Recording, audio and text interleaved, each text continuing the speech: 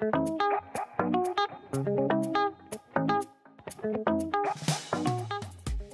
everyone, welcome. It's another edition of Ask an Expert Tuesday that Tunga is, of course, the organizer. And I am Oluwabami Kayode. I am the community manager for Tunga. So you all can call me Bami, it is allowed. And yes, I'm going to be your host for this evening. We're excited about this particular topic because it is machine learning. And why would we not be excited about machine learning when we know that it is a forum for African developers or African tech talents to, upgrade their knowledge, enhance their skills, and be on the spotlight in the AI ecosystem across the world. So we brought two phenomenal speakers to yet today to talk about this topic, how to become a machine learning. So worry not, in case you have not been in the machine learning space, or you are like, oh, I am just a developer, I am not an AI person. This is a super basic intro level into machine learning. But before we go on, we have a poll we want to take quickly. So in 1 to 2 minutes, I just want you to take this quick poll. We want to get to know, how do you hear about this event? How is there, like, what is your expectation? You can put it in the chat, and I'm sure Rémy and Robbe is going to give us answer. You give you answer, and you will also know after the end of the section if the session actually met your expectation. Also, I'll be doing an introduction of the speakers after this poll. So I am waiting.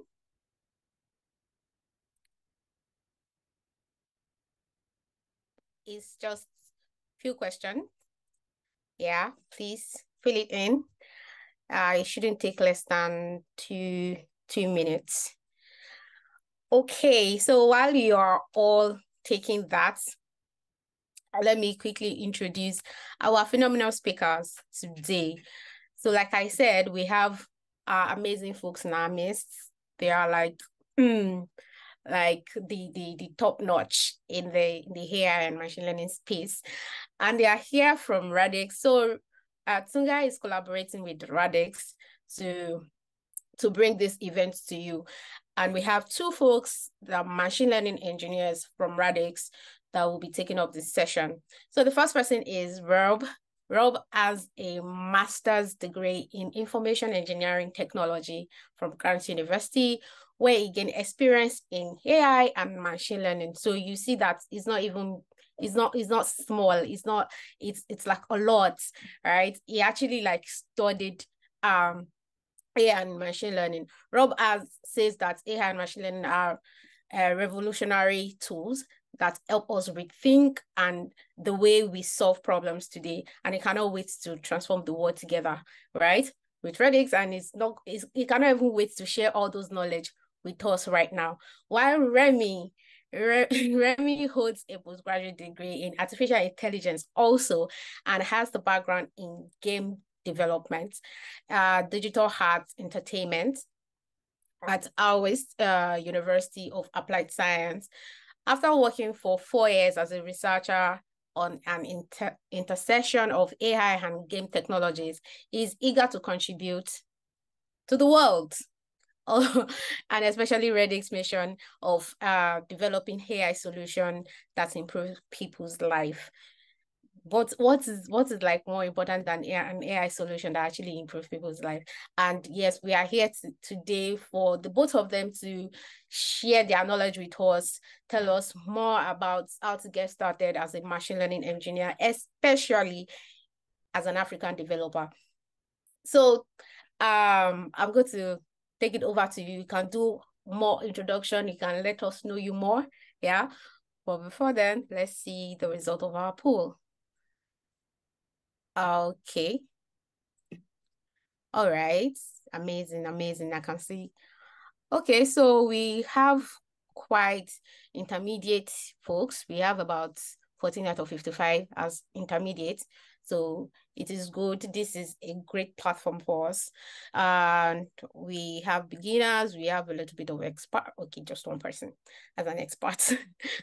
All right, so I'm looking forward to, all right, cool. Okay, so let's get started. Rob? I will be taking the lead. So thank you, Bambi, for the amazing introduction. And welcome everybody to our presentation on how to become a machine learning engineer. So we will first talk about what is a machine learning engineer. Then we will each briefly talk about our journey on how we became machine learning engineers. We will then discuss the skills that you need and then wrap it up.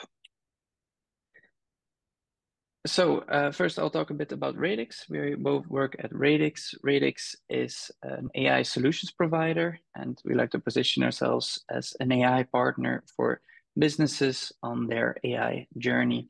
We make tailor-made AI services and solutions, and we help businesses to focus on the impact and their end users. So first, what is a machine learning engineer? Before we answer what a machine learning engineer is, maybe it's interesting to answer what is machine learning. And to do that, I selected a couple of machine learning techniques, and I am interested actually in the audience, which of these techniques have you already heard from like between classification, regression, forecast, clustering, there's natural language processing, computer vision, generative art, and reinforcement learning. So if you could answer the poll, that would be great. I see there's only 2 choices that's in the poll. That's not correct. There should be 6. Yeah, perfect. I see it updated. Great. And then I also have immediately also a second question. Which techniques have you already used? Because there's of course a difference between hearing about something and actually using it.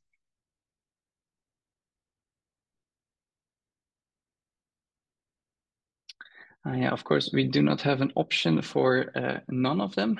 I just realized. I see it's single choice. Maybe, Bambi, could you make it a multiple choice answer? Because otherwise people will have to pick one technology and that will be very confusing for me to look at the results.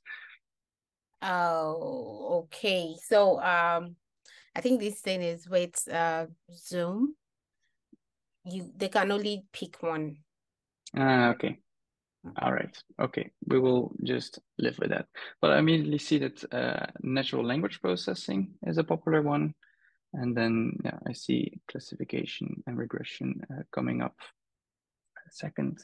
Okay. Yeah, very interesting. I will leave the floor now to Robbe to talk about the first 4 techniques.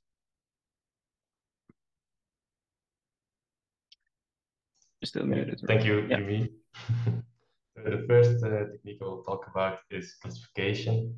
It is essentially a machine learning technique where you would try to classify future observations based on their input data. Like some common use cases for this are email spam detection, where you would classify an email either as spam or non-spam, or something more in the medical field, diabetes classification, where based on patients' health information, you would classify them as either being high or low risk of having or acquiring diabetes over time. This is commonly solved by, or can be solved by numerous different algorithms. Some of them we use are KNNs, or K nearest neighbors, support vector machines, decision trees, or more in-depth neural networks in order to essentially classify each object. So next to this, you also have regression problems. Here you would also try to predict an outcome based on your data input, but of course, instead of it being a class for a regression problem, it would be a continuous value. This is commonly used in, for example, house price prediction, where you would try to predict the price of a certain house based on characteristics of the lot itself, or predict sales revenue based on the current financial records, etc.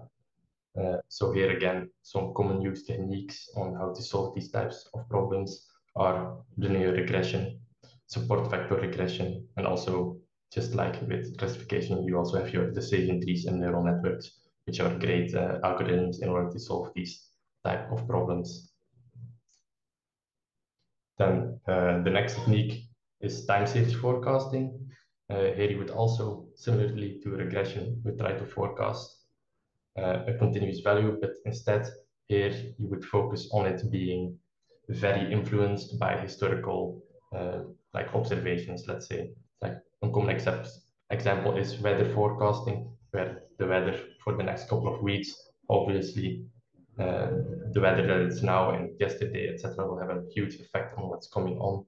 And things like there is a clear trend or seasonality in these types of forecasts, which can be exploited by some common algorithms like Arima or Profit to give to. Then the last technique I will be talking about is clustering. Here it's the first unsupervised one where you don't necessarily know the outcome yet.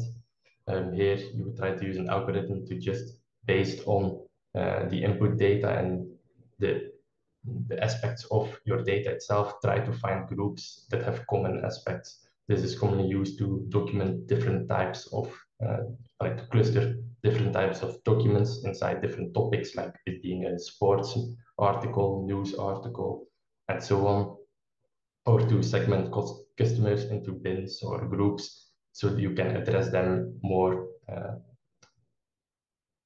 directly. Also here you have some common techniques that can be used like k-means clustering, DB scan, and HDB scan.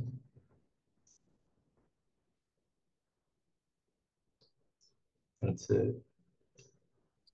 okay, and then we land at natural language processing. So I think natural language processing has mainly become very famous in the last year because of the advent of like large language model like ChatGPT, for example, which can autocomplete your email or even the code you're writing.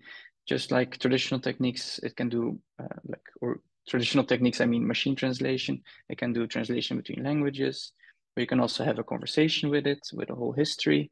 It can be used for summarization and question and answers. So this is probably one of the more famous use cases. Okay, and then computer vision. I think most of us associate computer vision with like self-driving cars, segmenting images, but that's not the only use case. You can use it also to recognize poses of people, the actions that they are taking. You can use it in a basketball game, for example, to see the scoring, if people are making a foul. And also in our daily lives, we constantly use it. Think of this, the filters you have on your smartphone when you're taking a picture, or even when you're unlocking your phone with your face, is also a form of computer vision. And then, of course, generative art. These are all examples of images being created by text, or some of them also by images as input. It's not limited to images alone, of course. You can also generate audio from text. You can even generate voices or singing voices from text input. And then reinforcement learning, it's quite different from the other techniques we've seen so far, because reinforcement learning really allows you to train an AI by just giving it a reward signal. So for example, what you need to do is have a virtual environment for the AI to learn in. And when you create that virtual environment, you will tell the AI that, for example, if in case of a robot arm, you would tell it, pick up the blue cube. And if the robot arm moves away from the cube, it will get a negative reward. If it moves towards the cube, it will get a positive reward. And if you take this concept far enough, with really complex but accurate simulations, you can even train robots, embodied AIs that can move in their environment. So I quickly want to show this short clip from Nividia Isaac Sim. They created a 3D environment with accurate physics, and they trained their robots in this virtual environment, and then they deployed the software on the robot itself. Let's watch it. Successful development, training, and testing of complex robots for real-world applications demand high-fidelity simulation and accurate physics. Built on Nividia's Omniverse platform, Isaac Sim combines immersive, physically accurate, photorealistic environments with complex virtual robots. Let's look at 3 very different AI-based robots being developed by our partners using Isaac Sim. Fraunhofer IML, a technology leader in logistics, uses NVIDIA Isaac Sim for the virtual development of Obelix, a highly dynamic indoor-outdoor autonomous mobile robot, or AMR. After importing over 5,400 parts from CAD and rigging with Omniverse physics, the virtual robot moves just as deftly in simulation as it does in the real world. So this is just an example of one robot, but they have multiple other robots. All in all, this is quite impressive. Okay, and so we just saw a couple of techniques that we get into contact with on a daily basis as a machine learning engineer. Of course, we're not using all of them on a daily basis. This is just a selection. Usually we are focused on one at a time. And I want to introduce us also to the project that we have at Radix, and then also link those projects back to the technologies that we just have seen to give you a better idea of what we do with those technologies. Yeah, so the first project I started working on at Radix was a career orientation tool for the VDAB. So the VDAB itself is a Flemish job agency, and they tried to create a tool together with us in order to essentially orient or reorient people or job seekers to find various new professions they would be interested in based on what they actually like to do and not essentially what they are known for to do. So how did we tackle this? Well, we used some NLP or natural language processing techniques in order to essentially find out, okay, a certain profession like machine learning engineer, what does this entail? Well, we used NLP in order to, on the vacancies of a machine learning engineer, in order to find information on what a machine learning engineer is. And we then can connect this to interests that the user has. Based on a questionnaire they can fill in order to find out what they would like and what they wouldn't like. In order to also make the tool a bit more user-friendly, we also incorporated a ranking algorithm with this in order to only select the most impactful questions and not having to ask questions where essentially we already know the answer of based on previous questions. So by leveraging both NLP and the ranking algorithm, we help develop a first tool where people can essentially find in roughly 30 questions a full list of professions they would actually like to do in the real world. So then, if it goes to the next slide, perfect. Then also a project I worked on in the recent years at Radix was for the airport here in Belgium, in Brussels. And it was essentially, it boiled down to using the data they already have in order to optimize all kinds of different processes inside the airport. You can think of it like the check-in location, your border control, your screening locations. These are all different locations inside the airport which need staffing, etc. So we at Radix decided to use a forecasting or time series forecasting models here in order to predict beforehand how many people are we going to expect in the near future at these different types of locations and when are we going to expect them, because in that way they can anticipate, oh, there's going to be a peak in people arriving here, we need to provide enough staffing in order for border control screening to go smoothly. So they can already preemptively anticipate this, and that way they can essentially enhance your customer experience as you would have less delay, less waiting time while you're trying to get to your destination during your holiday. And then perhaps the most fun project I had the chance to work on is the next one. It's Ontmaskatron. So this essentially was a marketing stunt more than a real project.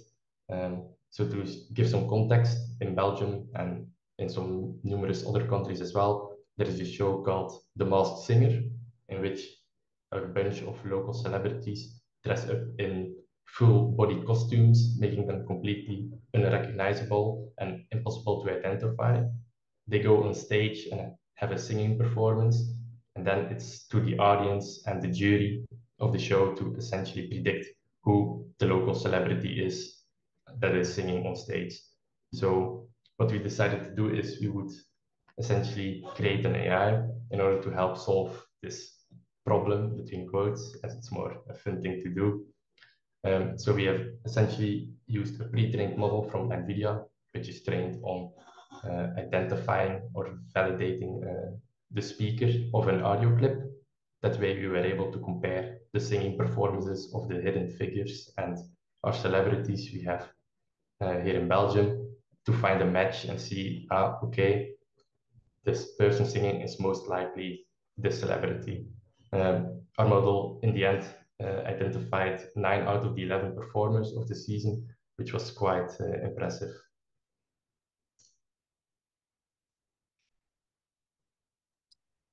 Okay, and then I worked on a project for Carrefour. So Carrefour, as you probably know, is a very large supermarket chain all across the world.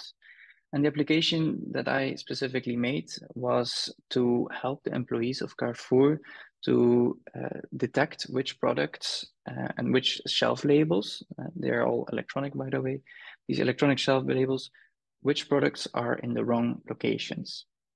So what we did is we made an application that scanned the barcodes of the products, of the shelf label, it can scan the price, and then we'll extract this information, and then we'll first check if the barcode on the shelf, on the product on the shelf is the same as the shelf label.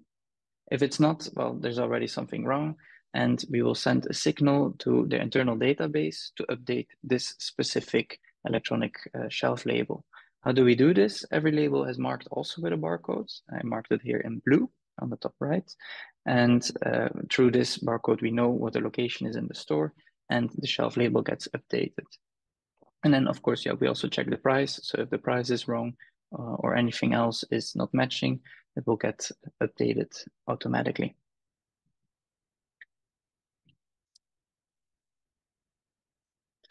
Another project I'm currently working on actually is Xcelate. Xcelate is a middleware provider to allow you to synchronize different services.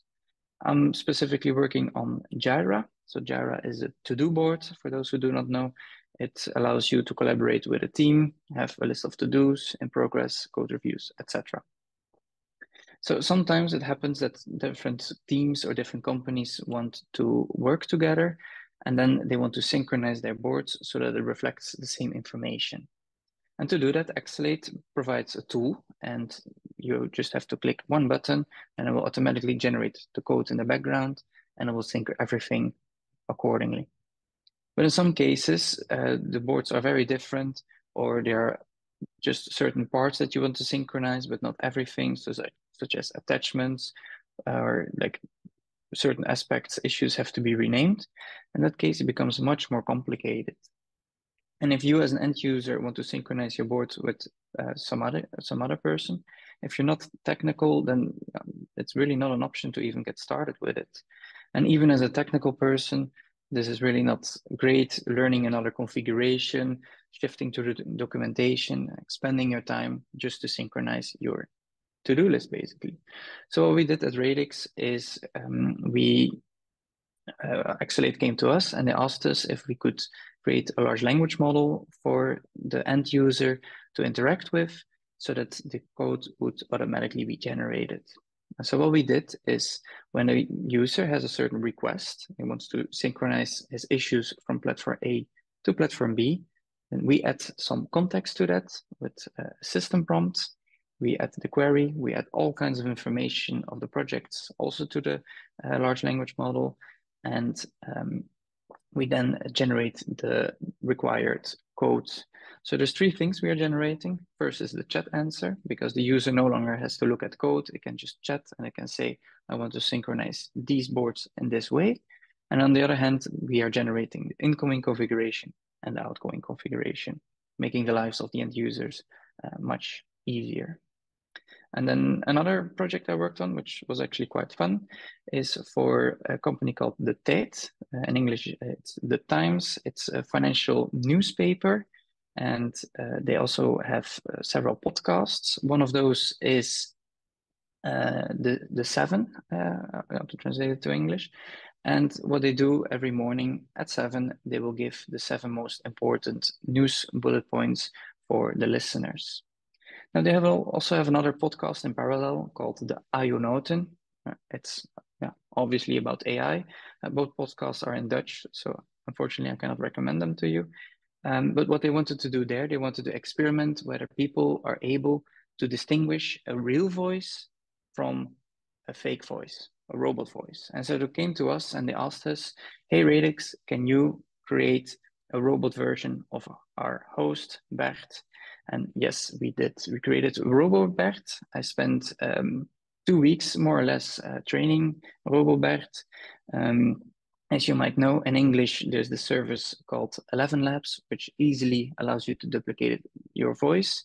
We do not have the same luxury in Dutch. And on top of that, this person is a trained professional. He has a certain voice. He's using certain policy. There's all different kind of aspects that make it much more complex than using a regular service. So we made a custom model for them.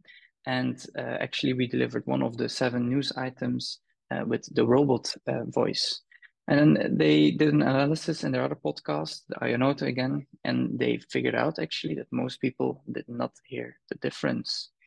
Of course, this project was just a toy project for everybody involved to see how far we can go. We do not intend on replacing Bert. He's still there and working very happily.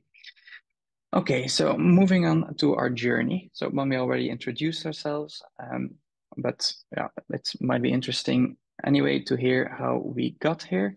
So my journey was actually quite atypical. As you might have heard, I started with a bachelor in game development.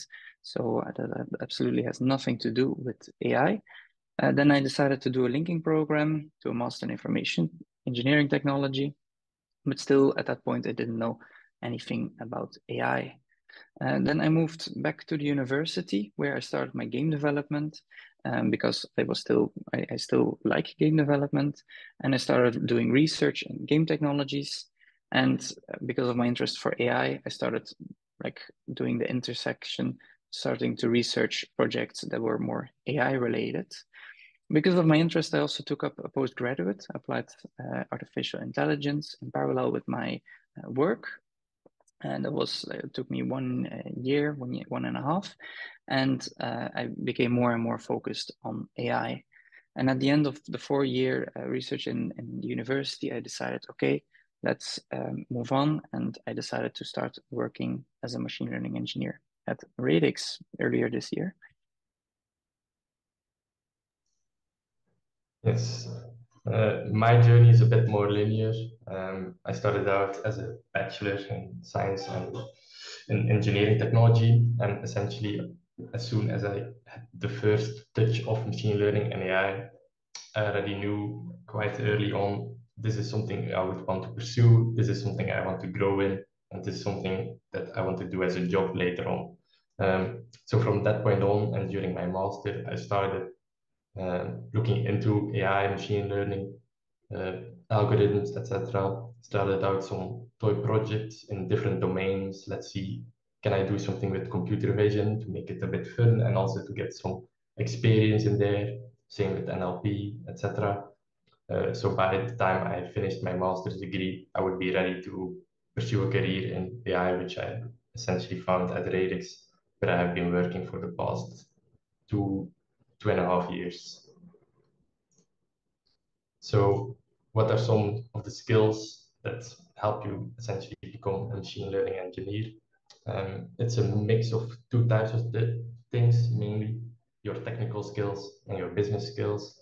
So for the technical skills, which is essentially also the most important part, but not the only part, there are a couple of things you would need, like for example, a strong mathematical foundation. It's not it's not mandatory to know a lot about mathematics to use AI.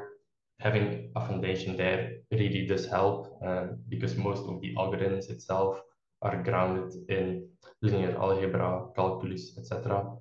So understanding basically the data structures, the transformations, the model itself will also help you understand what is potentially going wrong in your machine learning project, and will help you solve problems more optimally. And also optimization algorithms like gradient descent, which is often used, is essentially rooted in calculus. So having a basic understanding on what's going on will definitely help you in the long run if you're touching AI projects or are interested in becoming a machine learning engineer.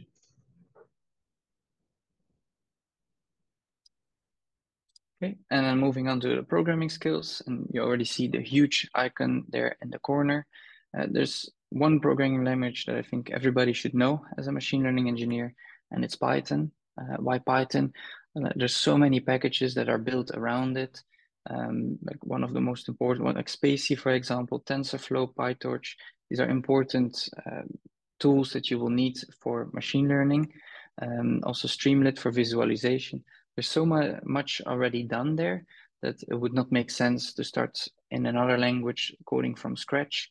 And yeah, there's other languages like R or Julia that can help you to do data analysis.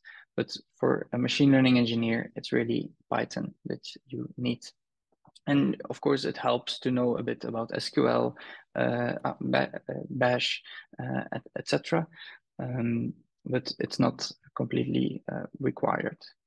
And then, of course, yeah, also all the machine learning projects that you will find on GitHub are almost always done in Python. Then you will also be confronted often with data sets that are not completely complete. So here we see a lot of not a number, none rows, values in the rows. And this, you need to find a way to deal with this in order to train your model, because you cannot just pass a raw data set into your model, cross your finger and hope that everything is going to work out. You need to put it and process it in such a way that it makes sense. So a little exercise here. I made some mock data set with missing data. So we have title, you have years of experience, and you have salary. And when you look at it, I think everybody can like figure out which are the values that should be there. If you're thinking in years of experience that this should be a 2 there, then it's completely correct. And for salary, there should be 60,000, obviously. But the way you approach this problem it can be very different. So what we just did is we filled something in through observation, but you can also just remove the rows. And in many cases, when the data set is so large, you cannot just look at every row and predict what it is, because in a way, you're also injecting your own bias of what you think there should be there, which is not always correct. Sometimes what you should do is just remove those rows. You can also fill them in using statistical imputation. That will might also get close to the real value. You can fill in using observation, as we just mentioned. You can fill using the most repeated value. It's a strategy. It's not always the correct one, but it's certainly a strategy. And in this case, there's no repeated value. So in that case, you just take a random number, which is also a strategy on its own. And then finally, you can fill it in with regression. It's kind of what we did, but with a more structural approach. So there's many different ways of approaching such a problem. And as a machine learning engineer, you really have to like feel your data and decide what is the correct approach to take. Here's another example. In this case, I have noisy and duplicate data. So there's one row that doesn't fit. And of course, it's like the 250 degrees. For example, a temperature sensor that just measures its maximum value. That's obviously wrong. This is not information you want in your data set. And there's another reason why I would remove this row.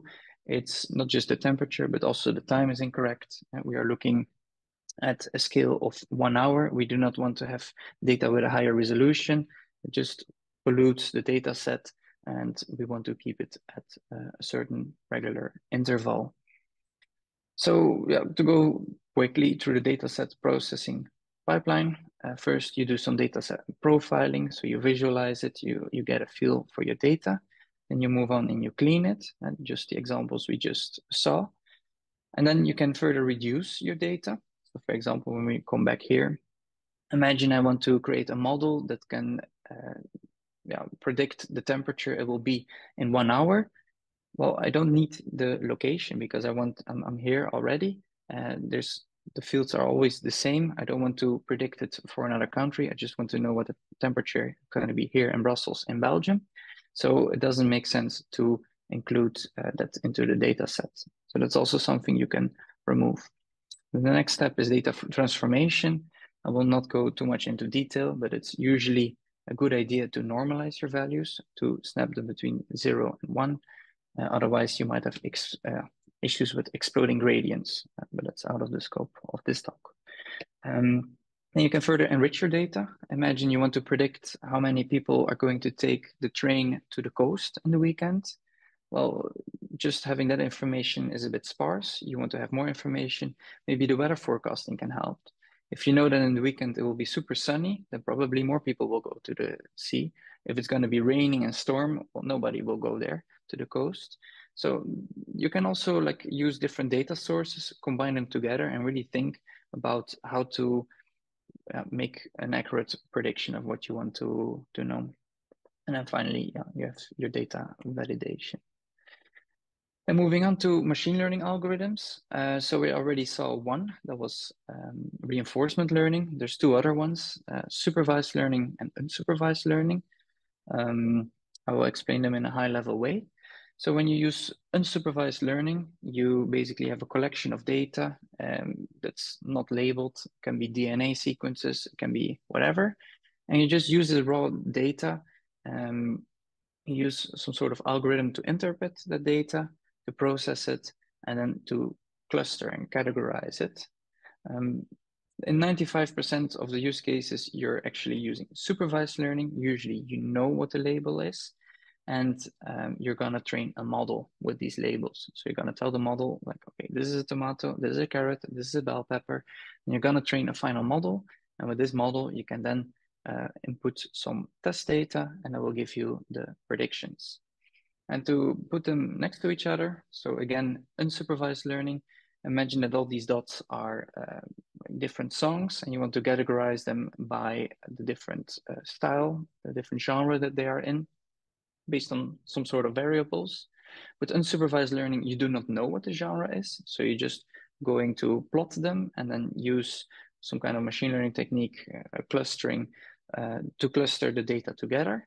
And with supervised learning, you actually already know it. And what you want is actually to predict a decision boundary. In order for future songs, if you want to classify them, you will use that decision boundary to classify them.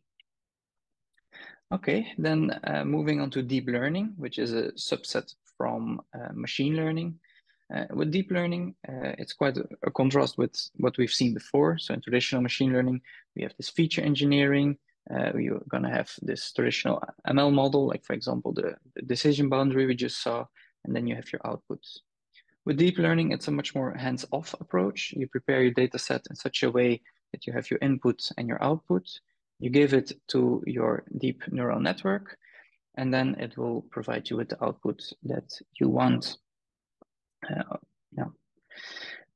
Of course, when you are training your model, you also want to know if it's performing good or not. Imagine you want to detect your cat, for example. Well, you need 100 images of your cat. And if you do not want other cats to be detected, well, you're also going to need a lot of pictures of other cats. If you just have one image of your cat and another cat, it's not going to know the difference. And it's not going to understand what you mean.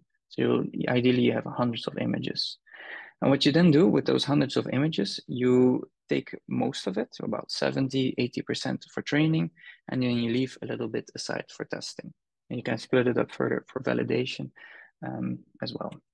And what you then do is when you train your model, you will get an output curve based on the number of epochs, the amount of iterations that your data has been seen by the model. You will see that the loss, the mistakes your models make, is going down. So ideally, you have a loss of 0. It means that your model is performing perfectly. So such in the curve on the left. But sometimes when you, for example, when you do not have good training data or it's not representative at all, it's way too little, then your model might not be able to generalize well, and maybe it will just memorize your data set, especially if it's very small. It will just memorize a couple of images, and then when you have a picture of your cat in a different angle, it will not be able at all to recognize it. So that's why it's so important to have a test data set with some different images from different angles that are not in the training data set. And that way you're sure that the model is not just memorizing the answers by heart, but really is able to have a generalized idea of what you want it to learn. So in the case of the left graph, that's perfect because the training and the validation are on par, and you know that whatever results you have right now will also work nicely in the real world. On the right, your model will be absolute trash because it just memorized the training data and it's not able to generalize well for the real world. And then there's another parameter you can look at. So once your model is trained, you're going to have to make the decision between having a high precision and recall. So the perfect model, that's the red line on the right, has a perfect precision and a perfect recall. What do I mean by that? So let's go through this graph. Imagine there's a pregnant woman and you tell her she's pregnant. That's obviously correct, so that's a true positive. If you tell her she's not pregnant, but she is, well, that's a false negative. You made a mistake. If you tell a man that he's pregnant, then that's a false positive because obviously he's not pregnant. And if you tell him he's not pregnant, which is obviously the truth, then you have a true negative. And if your model is not perfect, like the red line on the right, but more realistically, like the orange line, then you will have to make a trade-off between having more true, like a higher precision or a higher recall. And it's always, the perfect dot is really in the middle. But if you're in a situation where it can actually never happen, you should, that you do not want any mistakes to be made, then you will select like a point on your graph on the top left with a very high precision. But yeah, the trade-off is that you will have a very low recall. So like a high precision and a high recall will result in a lot of true positives and true negatives. This is the perfect scenario too. But if you have a low precision and a high recall, then it will just tell everybody they are pregnant. It will not be very accurate, but if you happen to be pregnant, it will be correct for you. But so it will it will tell everybody that's pregnant that they're pregnant, but it will also tell a lot of people that are not pregnant that they're pregnant, which is obviously not a very interesting scenario. And on the other end of the spectrum, when you have a high precision, it will tell the people that who are pregnant that they're pregnant, but it can also tell them that they're not. So only 1 of 10 or 1 out of 100 will get to hear you're pregnant, while the other 99 that are also pregnant will get misinformation. Will just hear that they're not pregnant. So it's very important to navigate this graph. And in some cases, when, for example, with dangerous situations, you want to have a higher precision or you want to have a higher recall, and you really have to navigate this graph precisely. Okay, and then moving on to.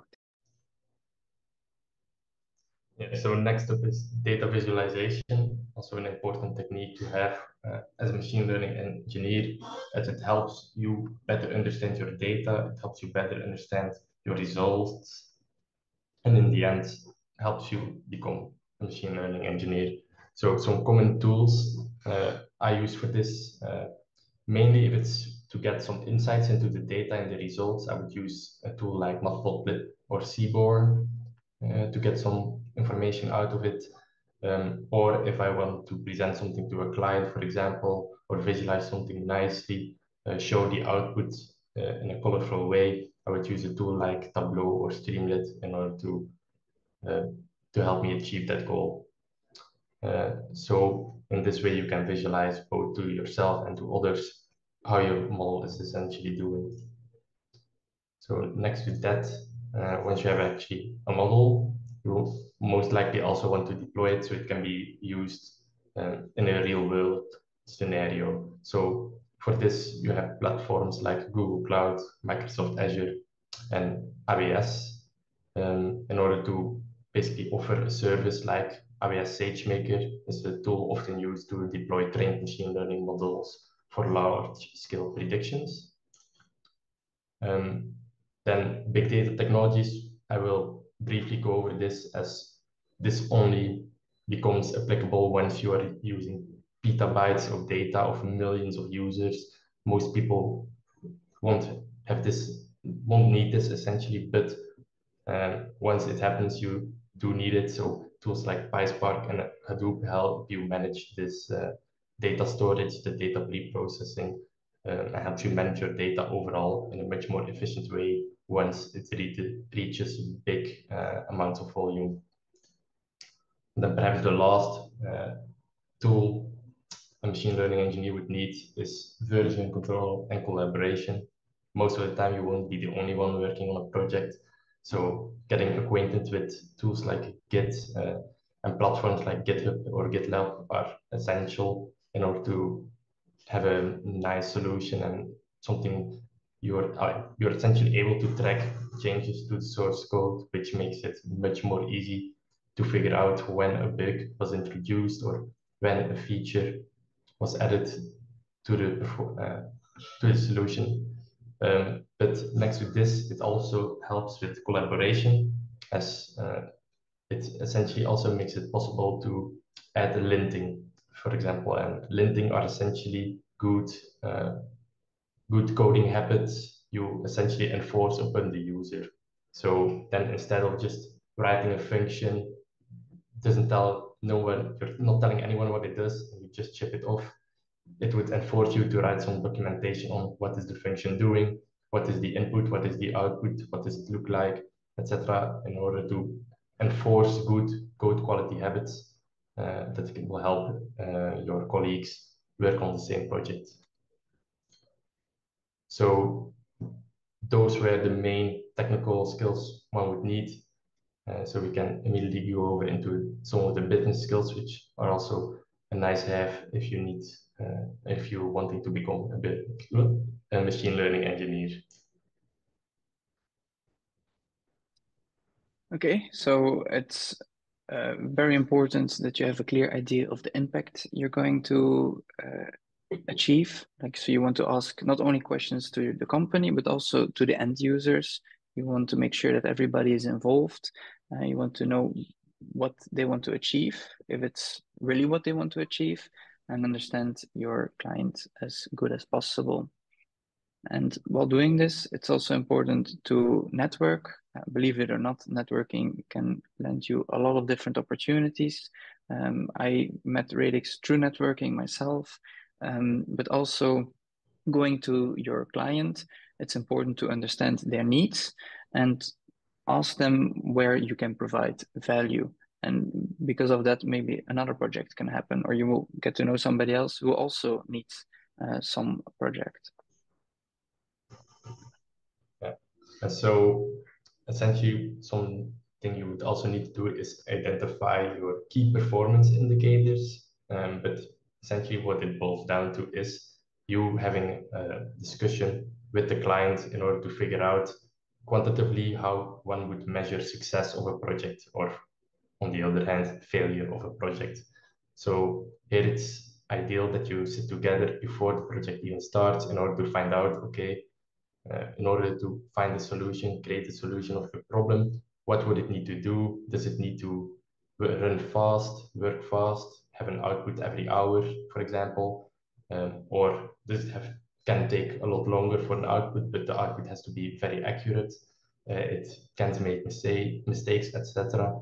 Once you have defined those performance indicators, it's much more easy for you as a developer to develop your solution, as you now know what you should be looking for, what you should be looking into while developing.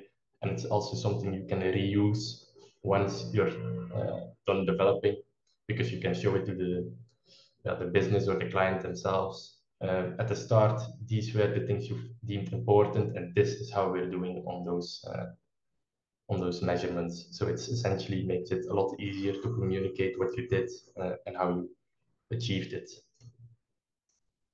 Then something that's also vastly important is to involve the end user.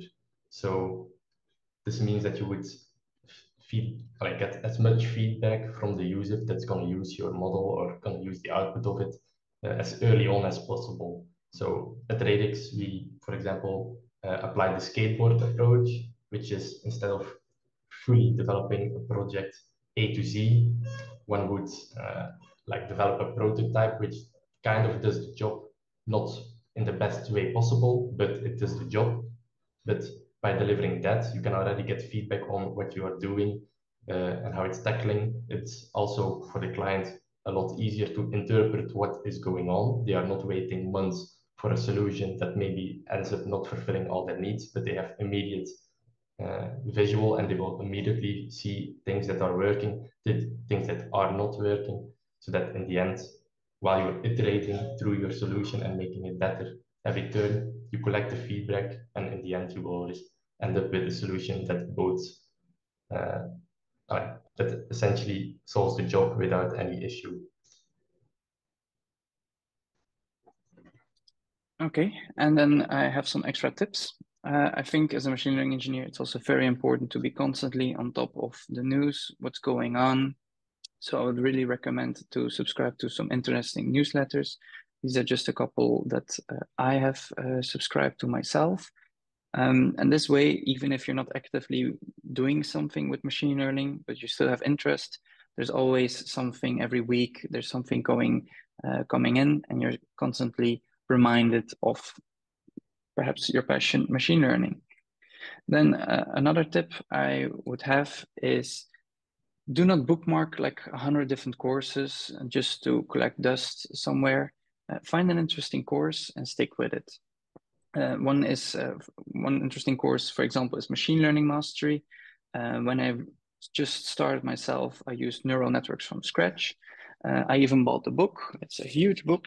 It's huge, and I put it on my table, and it's impossible to ignore. And when you have something like that in front of you, it's impossible to ignore, then you will do something with it. Because if you have 100 courses bookmarked, yeah, it's just in the background, and nothing really is happening with it. So find a course, stick with it, try to do some use cases, try to find a realistic use case for yourself, and try to complete it as well. Then also try to use the right tools for the job and embrace new tools. For example, if you're using VS Code right now, even if you're not a machine learning engineer, I would really encourage you to try out Cursor. It uses a large language model, GPT-4, I believe, to help you to fix your code automatically, document it. You can ask it to transform it. You can really chat with your code, and it will automatically generate the code that you want. So the next time you want to do some API call, you can just copy paste the documentation, ask it to turn it into a call, and it will generate it automatically. Also use Copilot and Find. Copilot is paid, but Find is completely for free. And actually I'm using it more than Copilot nowadays. It's amazing for error handling, but also just for like generating some boilerplate code. I also use God mode several times a day. It's on GitHub. This allows, it's a window that pops up, and it will like give you 3, 4, 5, up to 10 different large language models to chat with simultaneously. So for me, there's Find in there, there's Perplexity, there's GPT, and I will get 3 answers at the same time from 3 different models, and usually one will be adequate. And then we also recommend the Radix cookie cutter, more about that on one of the next slides, to start your machine learning projects. And then the final tip I can give is have at least one pet project, maybe even join a competition, do something that you're passionate about, because in the end, the only thing that sticks is something that you're passionate about. Do something that brings you joy, and yeah. That's it. Okay, so I hope this was a valuable presentation. Thank you all very much for listening. And I will leave another couple resources here to continue your AI journey, or to start your AI journey for some of you. Thank you very, very, very much. Can we all please, we are about over 100 persons here. Can we all please just drop a clap for them, as many clap as you can in the chat. Thank you very, very much. That was really informative. If you check the chat, you will see that a lot of people already been like commenting and saying that it's really an informative session. They are gaining a lot of knowledge, and that is what we want to see, because it was really, really an informative session. And I realized that everything just works hand in hand, both data science, data engineer, because you have to get data to work with your, with your AI and stuff. So it was really nice. And I love the robot show too. Yeah. Thank you very, very, very much. We have a couple of questions. I know you can like see them already. Just click on the question and answer Q&A. Some are in the chat box, but we'll take the one in the Q&A first, and then we can. I'm seeing some people raising their hand. A lot of questions for you, Rob and Rémy. I hope you're ready. Okay, so can we just like dive in to the first question from Daniel? Yeah, so the first question is, can you use Microsoft Power BI for data visualization with machine learning? Well, personally, I'm not acquainted with Power BI. I know it's used for data visualization a lot. So for me, it sounds like, of course, you can. Data is just data. What tool you use in order to visualize it is not that important. Personally, I use Matplotlib or Streamlit because it's all in Python, which is what I'm acquainted with. But Power BI will definitely get the job done for you. So it's definitely possible.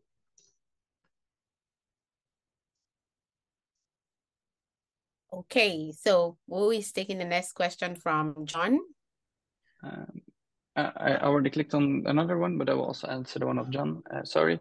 So the question is cursor online or offline? I believe it's online because it's doing a request in the background. So of course, if you're not having any internet, it's not going to work.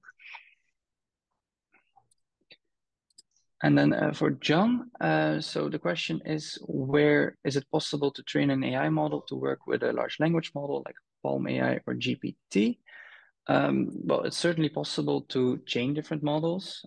It's also what we're doing at Excelate. So we have one AI that's, for example, we are using retrievers, retrieval augmented generation, and we are actually selecting good snippets for the large language model to take inspiration from when answering the question of a user.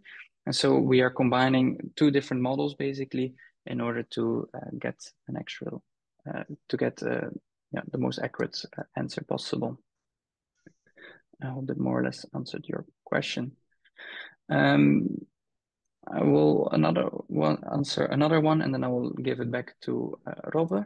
So question, I am trying to learn C programming language to develop a neural network. Is it advisable?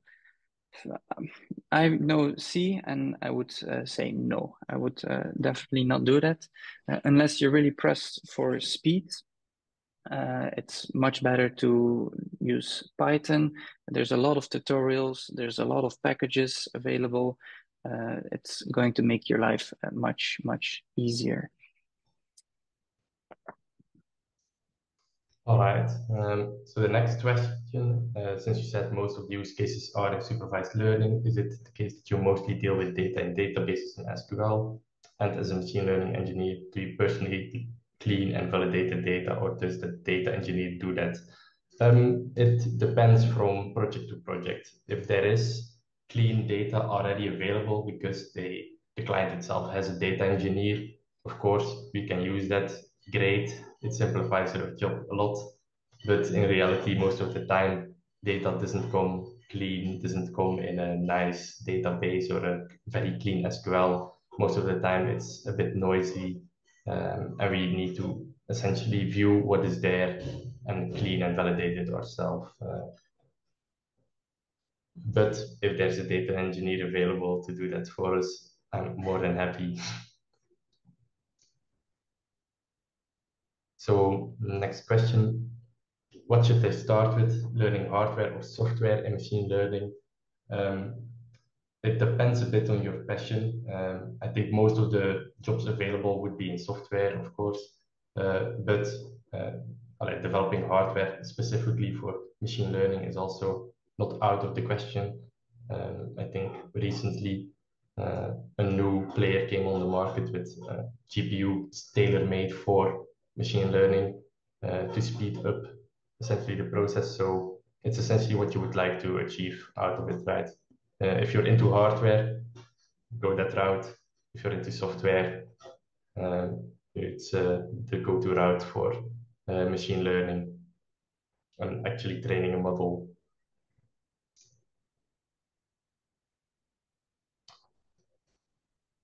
Okay. More questions are coming in. All right. So we have one from Nicholas. What was the recommend for data streaming? For streaming data. Actually have not used a lot of streaming data, to be fair. I think maybe Rémy, you have some experience there. No, me neither. So I have not yet worked with streaming data. So unfortunately, I cannot answer that question either, Nicolas. I'm sorry. Then the question, how long does it take to become a senior machine learning engineer? It really depends on the effort you put in, because a machine learning engineer not only has like technical skills, but also is very professional in a business sense. So you are proactive, you are good with clients, you have a professional attitude. I would personally say it takes about 4 years, perhaps to 4 to 5 years. But if you are quite exceptional, then it can be earlier as well. Then a question, we lack access to data for training. Is it viable to get data from a different region and apply it to another region? How would you go about it? This is very interesting because it really depends on what the differences are. I gave the example of weather forecast. It's quite obvious that you cannot use weather forecast for one region to use it for another region. But maybe you are looking into something else, which is not, it's like predicting if the train is going to be on time. Maybe you have a similar situation in a different region.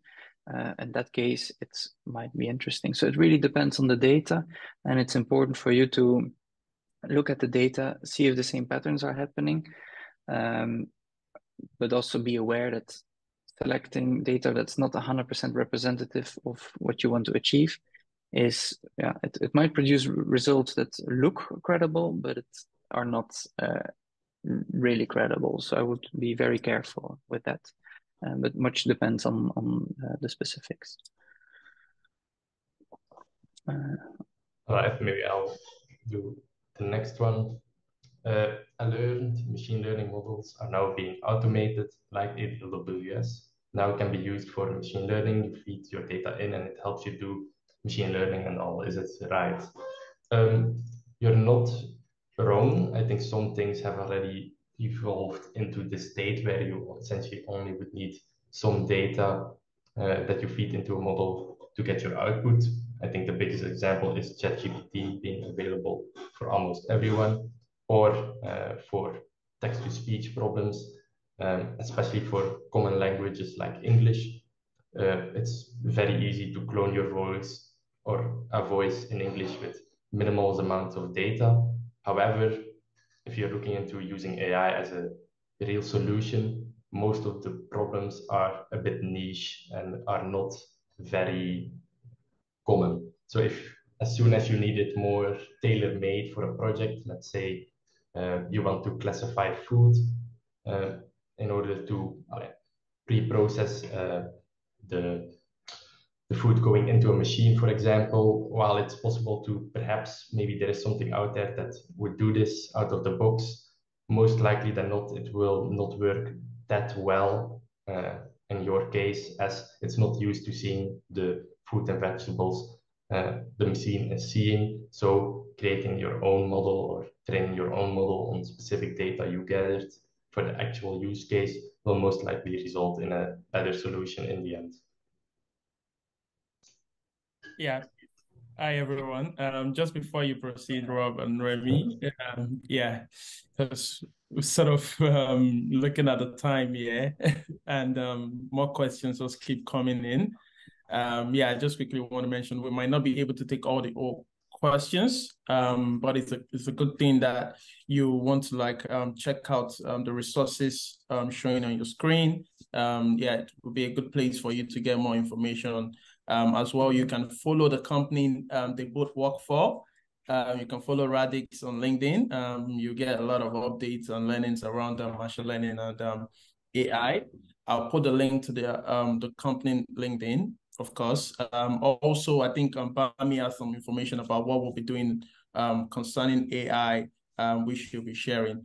All right, over to you, Rob and Rémy. I mean, you could just take a few more questions. Yeah, just because of our time, and yeah, we can wrap it up. Okay, I will answer another question. So as a machine learning engineer, do you work on new projects very often? Do you keep on making improvements and maintenance on existing projects?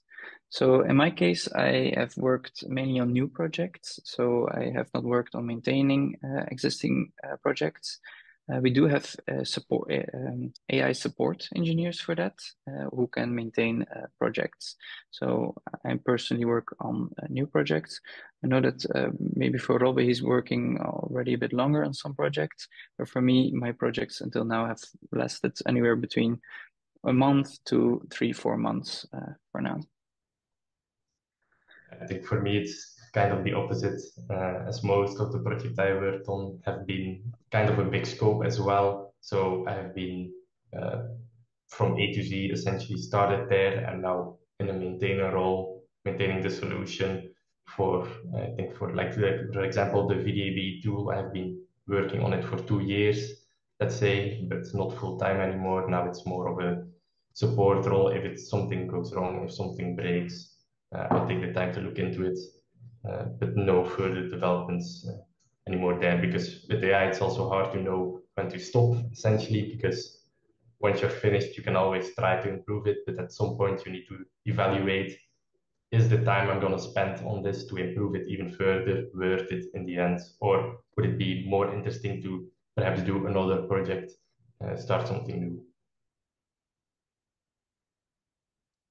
Okay, and then I see a question coming off, a regular question is asking about remote internships or remote work in general. So at Radix, we do work remotely, but we are in the office at least 2 days in a week. So it's not completely remote. I don't believe we offer remote internships because we really believe also in meeting people, working together and collaborating. We also have a lot of team buildings to make sure that there's a nice warm bond between people. So we don't offer any of those positions, but I'm sure that it definitely exists, but I cannot help you to pinpoint where to get those. Yeah, I think the best place to look for a remote job there would be LinkedIn, I guess. LinkedIn has a lot of job offers that are remote only. Or if you're interested in certain companies, you can go to their site and most likely than not, you can find some open vacancies. And from time to time, you will find a completely remote one. So it's a bit of a search, but they are out there. And then maybe a final question that I see is asking for resources. So I'm already sharing here some resources. It's not necessarily for a complete beginner. Maybe I will go back. If you're a complete beginner, subscribe to some newsletters, I would say. Try the Machine Learning Mastery course. There's a lot of interesting information over there. Try the different courses that they have. There's different projects. And in general, if you look online for machine learning information, you will definitely find it. But as I said, don't bookmark 10 different resources because you're not going to stick with them. Pick one and really go through it completely. Try to find a regular way to do so. So that will be my response to that question. Okay. Yeah, I will leave it at that for now because I believe we have run more than enough over the time. Thank you for everybody for all the questions. It's unfortunate that we cannot answer all of them right now. It was nice. Okay, thank you very much, Rémy and Rob. It was really, really a nice time. And please, if you have any question, I share their names already. You can just search them on LinkedIn and ask them directly. You can also follow the company, which is Radix, and get more information about AI. All right, thank you everyone for staying put in now. I can't believe we are still like 100 on this call, even after the extra time we have spent. It was really, really a captivating session. And thank you, Rémy and Radix. And special shout out to Alice. I know she's somewhere in the audience. Thank you for putting this all together. And thank you, Kelvin, also, my honorable co-host. Thank you. So basically, we brought this to you through Radix and also in collaboration with Tunga, of course. And we usually bring this every month, bring experts in the industry to walk us through different topics, and what does Tunga do? We connect Africa tech talent with the international markets. So if you have developers or you are a developer that you have over 3 years of experience and you want to expand your horizon, you want to start working with the global talent, with the global markets, you can just hit us up at tunga.io. It's quite easy. And you can also follow us on our socials, which is tunga_io on Twitter and tunga.io on Instagram. You can find us tunga.io on LinkedIn and on Facebook. So we are open to welcome you all to the community, and also look forward to all of our other events. Which one of them is the upcoming AI hackathon? I thought it would be like drum roll and clapping, So we had this this week as a launch pad, because we are so excited about the AI hackathon. 4,500 euros for grabs, and you want to announce it to everyone that you can, and just stay glued again to our socials, because all other informations around that will be coming out soon, and you don't want to miss that opportunity. It's an opportunity to learn. It's an opportunity to work with teams of other developers interested in AI. It's an opportunity to win free cash, So please come, register as soon as you see the link, the registration link, and we are looking forward to having an amazing time. All right, with that being said, I don't know if Kelvin have anything else to say. Thank you. I just want to appreciate Rob and Rémy, also Alice in the background, for your time. I think we've all enjoyed this session. I was on the background, but when I came up, I just wanted to add to say thanks to you both for doing an amazing job with the presentation. And just like you rightly said, Bami, to everyone on the call, if you're a developer and you are not yet a member of our community, you are missing out greatly. We run these sessions once every month, like Bami said, and more of this would still be happening. So you want to hit us up immediately after this call. You can send a DM to any of our social media pages, or you can then also use the link, visit our website, www.tunga.io, and then you would be able to join our community. There are a few steps that you would need to go through, but it's quite easy, and then you start to enjoy this benefit. More importantly, you get access to remote job opportunities as well. Thank you, Bami. Thank you for hosting this, and thanks everyone for joining. Okay, thank you everyone for joining. Do have an amazing day, or enjoy the rest of your day. I look forward to seeing you all in other events we'll be hosting. Ciao. Ciao, ciao. Bye. Bye, everybody. Bye, everybody.